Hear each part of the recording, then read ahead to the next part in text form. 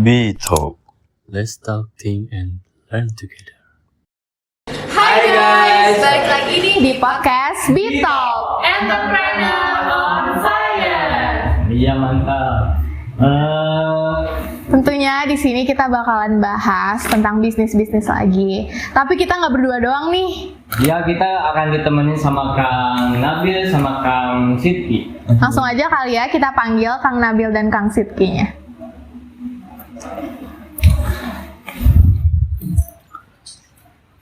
Assalamualaikum. Waalaikumsalam. Gimana nih kabarnya, Hai, sehat Kang. Kang? Alhamdulillah. Assalamualaikum, sehat. Hey. Gimana nih kabarnya, Akang? Alhamdulillah. Alhamdulillah baik sih. Gimana kabarnya? Alhamdulillah baik juga. Kesibukannya apa hari ini?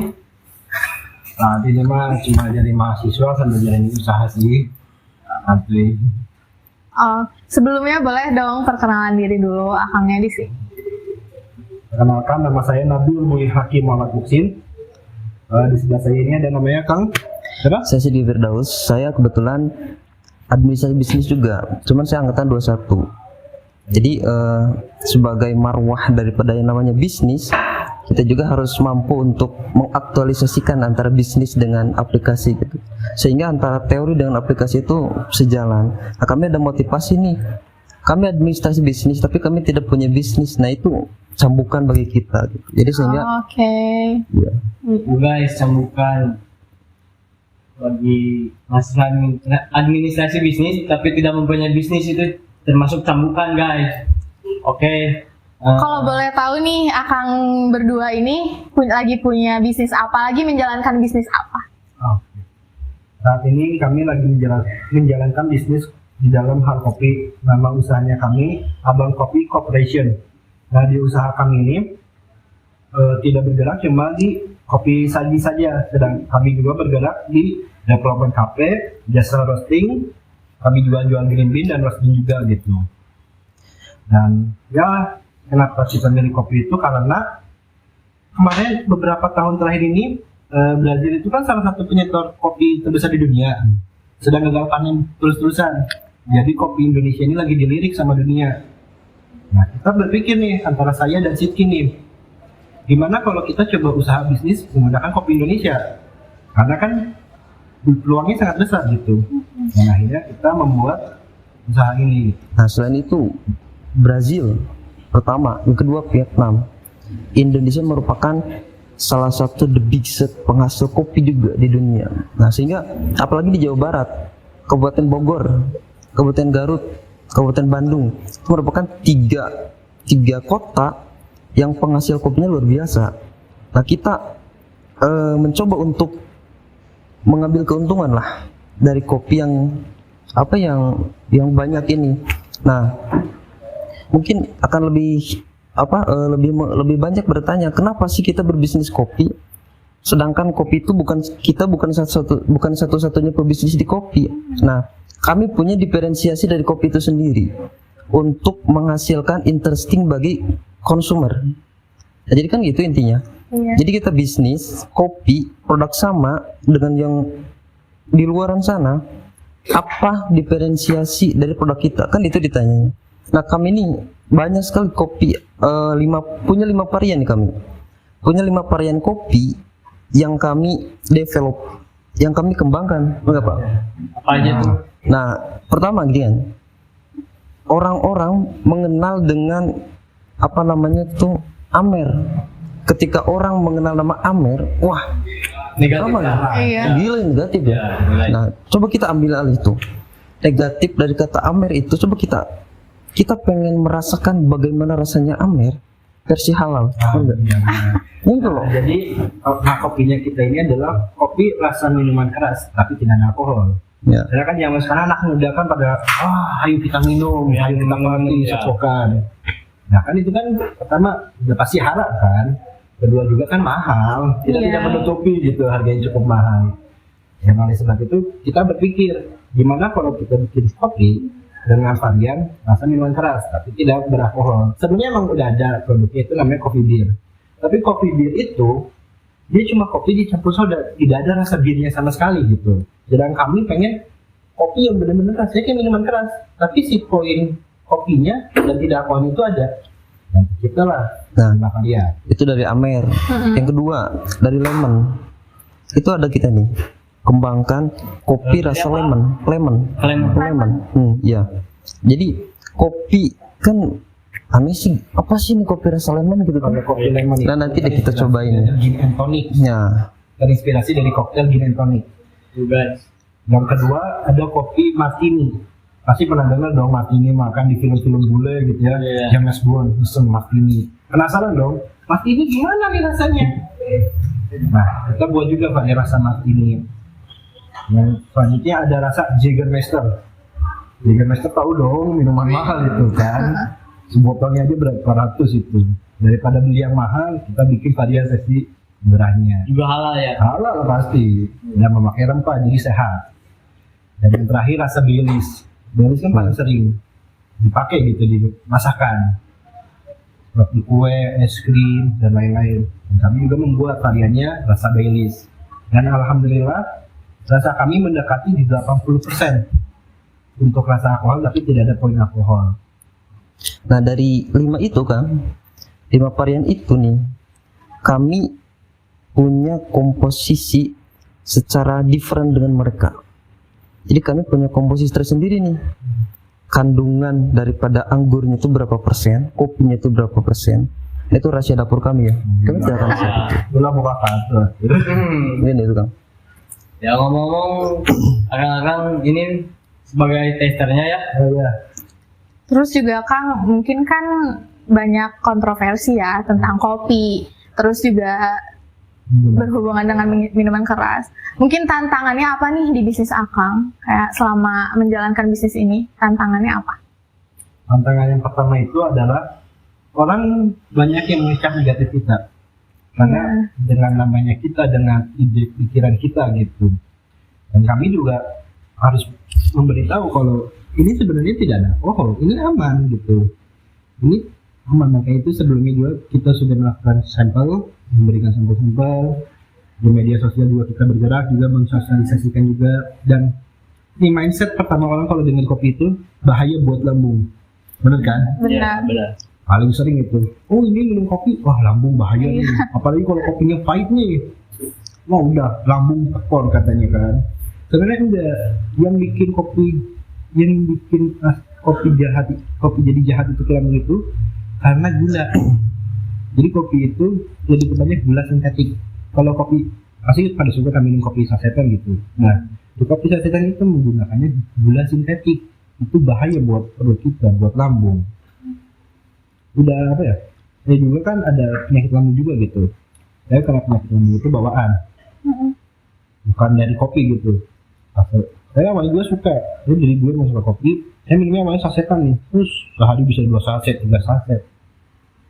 Udah itu saya minum, kok lambung saya kena terus. Akhirnya saya coba ke kopi asli gitu ya, ujian gini. Alhamdulillah lambung aman. Nah saya di situ mulai merasa pengen mengeksplor lebih dalam lagi gitu potensi kopi ini. Nah, tambahan mungkin ya, kita itu di bisnis pasti berbicara tantangan ya kan. Saya sudah spesifikasikan tantangan-tantangan yang mungkin kita hadapi. Pertama di bidang produksi.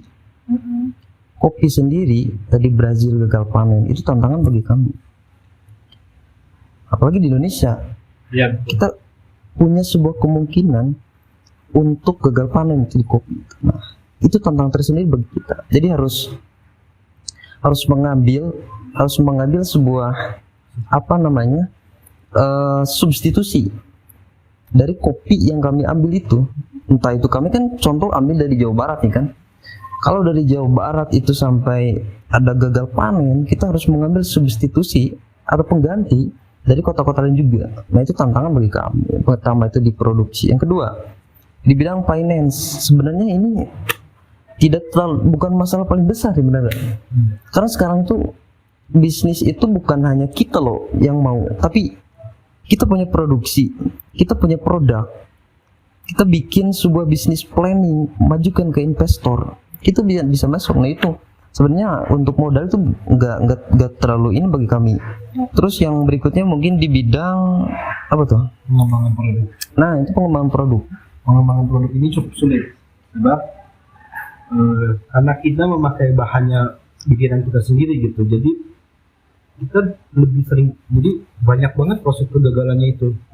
Tapi ya kita nggak nyerah, kita malah mikir baru gagal sekali nih, coba lagi, baru 2 kali, terus berkali-kali, itu sampai setahun kita uji coba itu produk itu.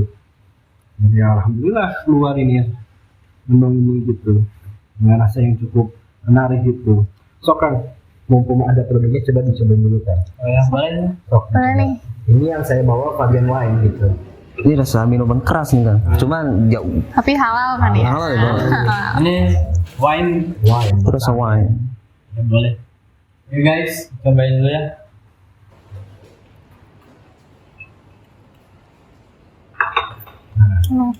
Ini varian ini kita berkiblat pada minuman wine Corkbun namanya. Jadi kita rasanya yang saat ini saya bawa itu yang rasanya mirip kayak Corkbun gitu, wine Corkbun ya. Oh ini Kang, untuk biji kopinya diambil dari lokal atau dari mana? Oh lokal lah tuh. Yang ini saya pakai dari Temanggung sama Garut campurannya, dan campuran batu merah dari Tegal. Jadi 3 beans kita campur itu buat pengajar cita rasa kopinya kuat. Dan sirup tidak sendiri yang pasti. Ya saya cobain, ada kopinya dapat, wine-nya juga dapat. Cocok kok.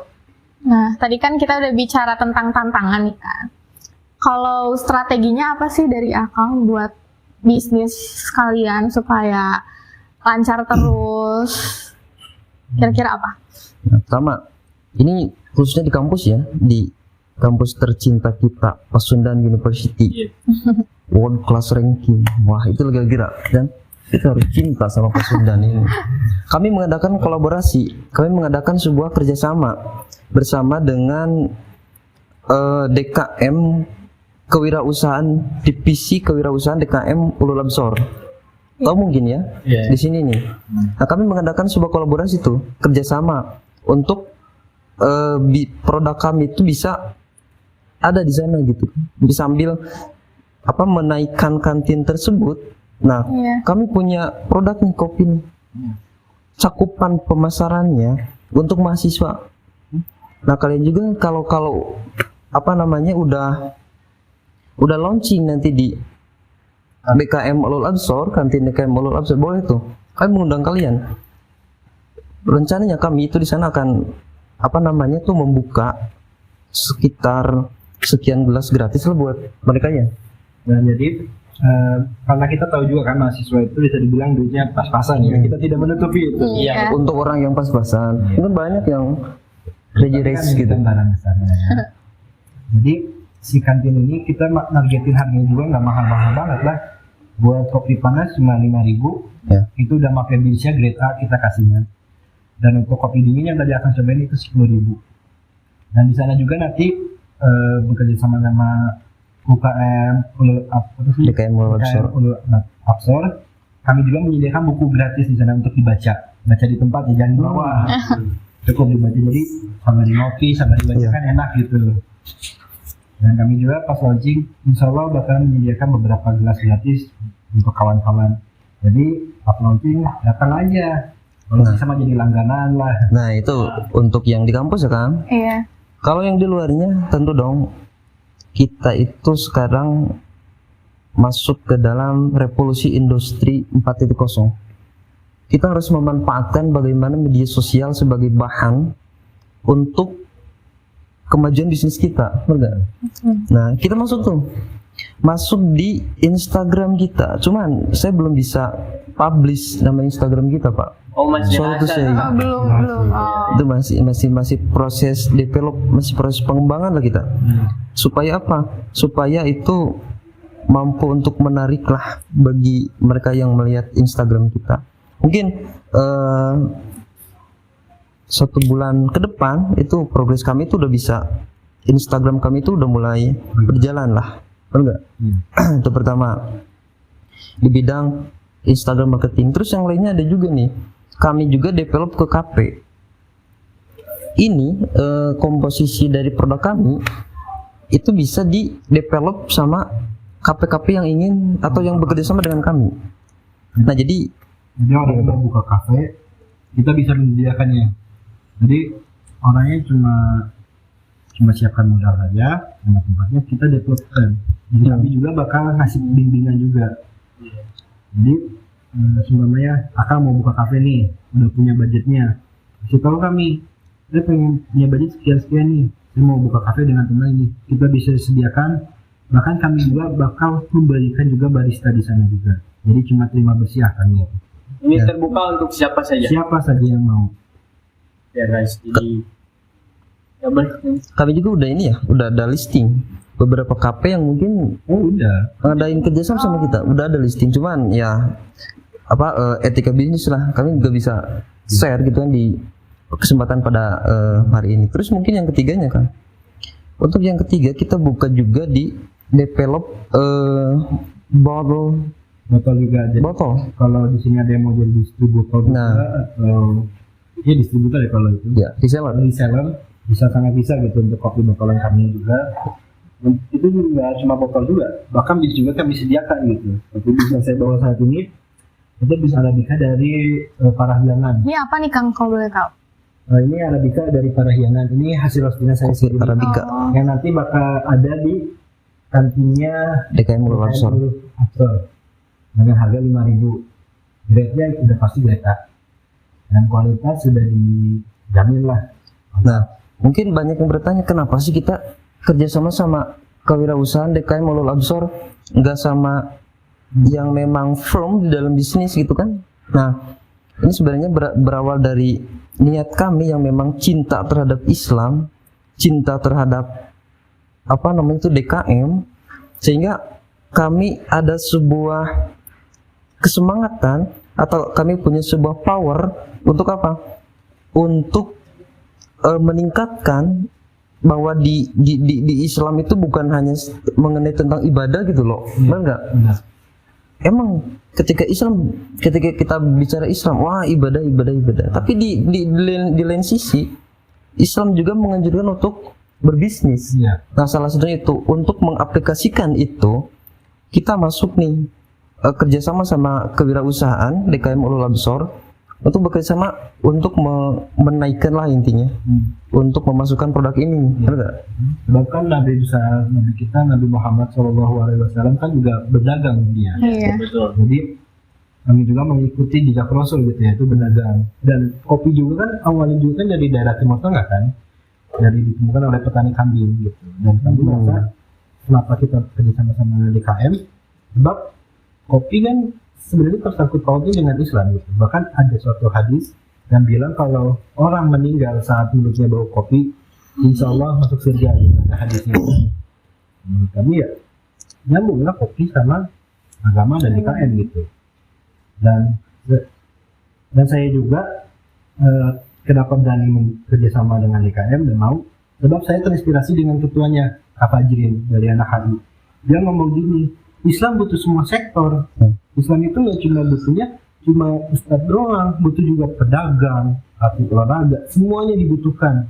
Jadi Islam itu nggak cuma satu sektor, semua sektor dibutuhkan oleh Islam untuk menjadi Islam yang lebih baik. Gitu. Nah, itu jadi paradigma kebanyakan Gen Z sekarang atau kaum milenial, kaum zilenial sekarang itu pandangan ke DKM atau ke masjid itu sangat underestimate gitu loh, sehingga banyak sekali orang yang memang DKM itu orang-orangnya yang suci lah itu pandangannya. Padahal kami itu orang-orang yang kami tetap berusaha. banyak dosa sekali, bener gak? Tapi cuman dari kami itu ada keinginan pengen bagaimana bersih gitu kan dari dosa-dosa itu dan mengembangkan nih bisnis, salah satu bisnis yang memang luar biasa sekali di dalam kopi itu. Mungkin bukannya kami menutup untuk kerjasama dengan pihak lain juga, kami membuka. Tapi untuk saat ini kami DKM itu menjadi senternya bagi kami di Unpas ini. Itu. Dan nanti juga kalau ada yang mau naruh produk juga teman-teman juga ada yang punya produk kayak kue atau keripik atau apa sangat diperbolehkan gitu. Bahkan kami tunggu itu kerjasamanya agar jadinya produk kalian juga bisa ke ekspos juga sama yang lain gitu. Ya. Iya. Kalau kan menurut aku nih ya, mahasiswa administrasi bisnis juga banyak yang mau memulai bisnisnya tapi mereka bingung cara memanage waktunya dan lain-lain. Gimana sih tips dan motivasinya dari akang-akang nih buat mereka yang mau memulai bisnis tapi Masih kebingungan. antara kuliah atau bisnis, cara ngatur waktunya gimana? Jadi bisa dibilang gini, kalau mau usaha itu jangan yang paling pertama itu tanyain dulu ke diri kalian sendiri, hobi kalian itu apa, kesukaan kalian itu apa. Umpamanya kayak Akang, saya sukanya motor gitu, oh saya suka modif motor nih. Nah udah, dari situ bisa jadi bisnis, kembangkan. Karena bisnis itu berkembang paling pertama itu dari hobi. Nah nanti kalau udah berkembang, kalian akan bisa tahulah, bisa secara tidak langsung kalian bisa membagi waktunya gitu. Dan mumpung kalian juga masih kuliah gitu, kalian juga manfaatkan tanya ke dosen gitu, tanyakan pendapat dosen-dosen di sini gitu, agar kalian juga jadi tahu berkembang juga bisnis kalian dan kuliah kalian juga tidak keteteran. Oh kita kan administrasi bisnis, kita juga ada program dari kampus kan, nanti semester 5 itu kan ada kewirausahaan ya. Iya betul. Dan nanti kan dari situ juga bisa, bahkan kalian bisa jalanin bisnis, kalian juga bahkan disupport sama kampus dan bantuan dari pemerintah juga ada namanya kampus merdeka, sama bagian kebiasaan. Nah nanti itu kan bisa di coating dianulir lah SKS-nya gitu. Jadi jangan takut lah bisnis lah, jalanin aja. Kalian bakalan bisa ngebagi sendiri waktunya. Yang pasti bisnis itu ada pengorbanan. Kalian mau bisnis, kalian mau kuliah bagus, kalian harus berkorbannya yaitu waktu kalian berkurang untuk bermain dan istirahat. Mungkin banyak Kang.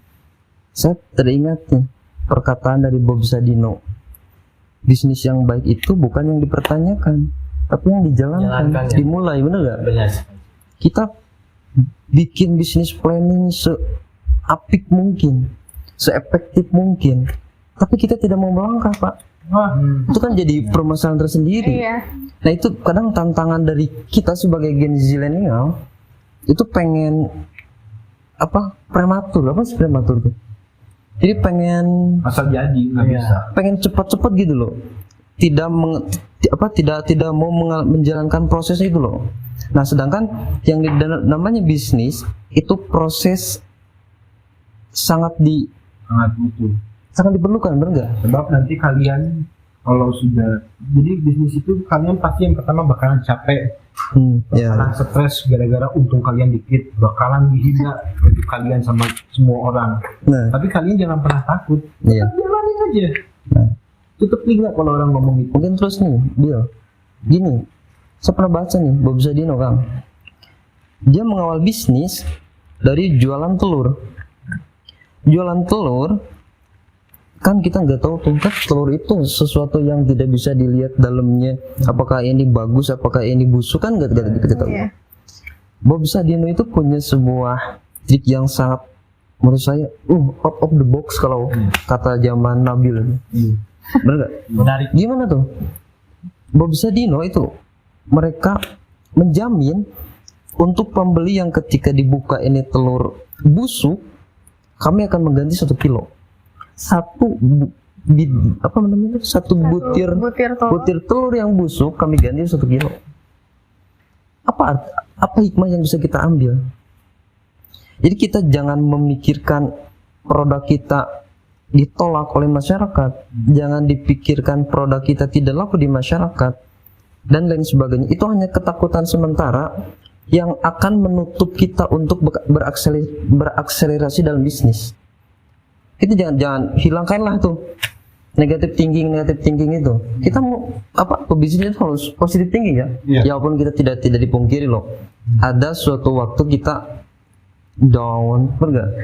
Ada suatu waktu kita aduh ini gimana nih bisnis kita nih, apakah mau jalan atau mau, karena itu mindset yang senantiasa masuk ke dalam benak kita, tapi itu harus di remove itu loh. Mungkin Ya, itu betul. Berani lawan aja lah. Iya. Ya penting satu, pede sama produk kalian itu kuncinya. Jadi intinya pintar ngatur skala prioritas dan menjalani prosesnya. Ya, itu. Oke, baik nih Akang, terima kasih udah mau sharing tentang bisnisnya. Udah mau ngobrol-ngobrol ilmu-ilmu yang di sharing ini. Iya, semoga bermanfaat buat kalian yang nonton. Jadi terima kasih loh. Minum dulu. Siap. Iya. Saya terima kasih Oke, sudah terima diundang kasih. di acara yang luar biasa ini. Acara apa ini? Acara di talk ya. Iya. Wah, luar biasa ini. Jadi punya kesempatan dari kita pebisnis untuk apa? Tester dan memperkenalkan bisnis kita. Mudah-mudahan anak-anak bisnis itu bisa diundang sama kalian semua nih untuk berbicara mengenai bisnis. Amin. Tapi Terima kasih. kedatangan kalian di kafe kami, Kafe Bu. Oke, terima kasih Kang atas kehadirannya dan waktunya. Sampai jumpa guys. Dadah. Dadah.